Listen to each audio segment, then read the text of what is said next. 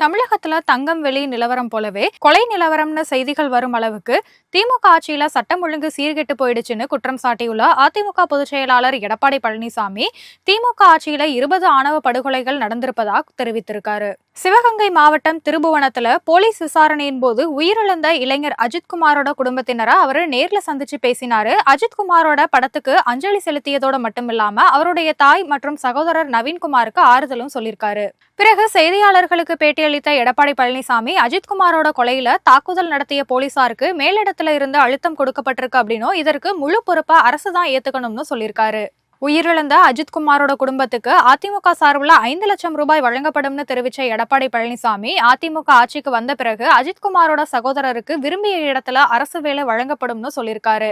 அதிமுக தலையிட்டதாலதான் இந்த வழக்கு சிபிஐக்கு மாற்றப்பட்டது அப்படின்னு அஜித்குமாரோட குடும்பத்துக்கு அதிமுக என்னைக்குமே துணை நிற்கும்னு சொல்லியிருக்காரு. மக்களை பாதுகாக்க வேண்டிய போலீசாரால உயிர் பறிபோயிருக்கு அப்படின்னு தெரிவிச்ச எடப்பாடி பழனிசாமி போலீசாருக்கு அழுத்தம் கொடுத்தது யார் அப்படின்னு கேள்வி எழுப்பியிருக்காரு.